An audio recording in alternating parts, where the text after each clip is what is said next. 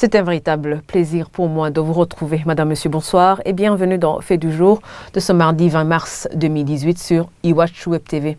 Les performances du portefeuille de la Banque mondiale au Burundi ne sont pas satisfaisantes. Un constat fait au cours d'une rencontre entre certaines autorités burundaises, dont le deuxième vice-président de la République, Joseph Butore, et la Banque mondiale.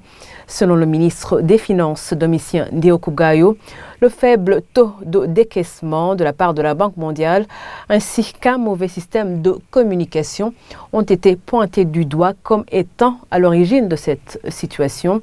Il rassure que des solutions ont été trouvées au cours des échanges et appelle la Banque mondiale à augmenter le portefeuille donné au Burundi. Le représentant de la Banque mondiale au Burundi, de son côté, promet un soutien au peuple burundais, mais estime que les autorités burundaises doivent montrer une réelle implication. Le point avec Sheila Ilambona et Rodrigue Mulego.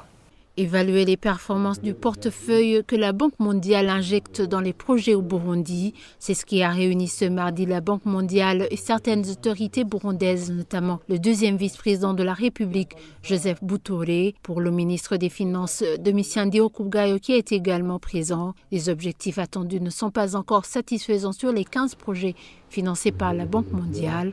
Le ministre Ndihokubwayo estime que cela est dû au faible taux de décaissement de la part de cette banque. Il y a des projets dont le taux de décaissement n'est pas du tout satisfaisant parce que s'il y a des projets qui viennent de passer 2 ans, 3 ans, alors que le taux de décaissement est alors encore en dessous même de 20%, et que nous attendons peut-être la fermeture de ce projet dans une année, 2 ans, vous comprenez bien que le taux n'est pas du tout satisfaisant. Selon toujours le ministre Domitien Ndihokubwayo, cet atelier a permis de soulever un autre problème, l'absence d'un bon système de communication.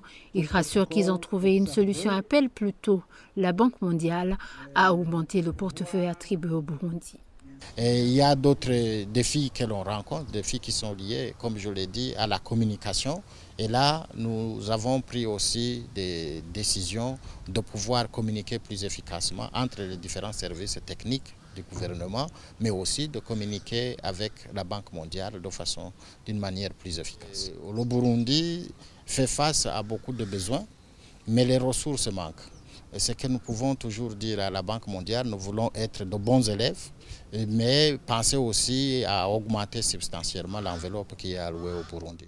Le représentant de la Banque mondiale au Burundi, de son côté, promet le soutien de la Banque mondiale au peuple burundais et souligne néanmoins qu'une réelle implication des autorités est nécessaire pour que chaque citoyen puisse bénéficier de ces fonds alloués au Burundi.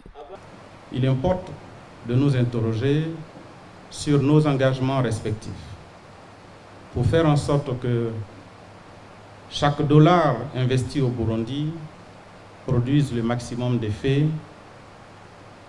pour le plus grand nombre de Burundais, notamment les couches les plus vulnérables du pays. Nous vous assurons que la Banque mondiale restera toujours aux côtés du peuple burundais pour son développement. 660 millions de dollars américains constituent le portefeuille accordé par la Banque mondiale au Burundi depuis juillet 2017. Et avant de clôturer ce fait du jour, sachez que notre consoeur de la BBC Afrique, Judith Basutama, a été convoquée demain, 21 mars, au tribunal de grande instance de Mukaza, ici en mairie de Bujumbura, pour instruction au dossier d'après sa convocation. Nous y reviendrons bien sûr dans notre fait du jour de demain. Voilà, c'est ici que nous mettons fin à ce fait du jour. Merci de l'avoir suivi.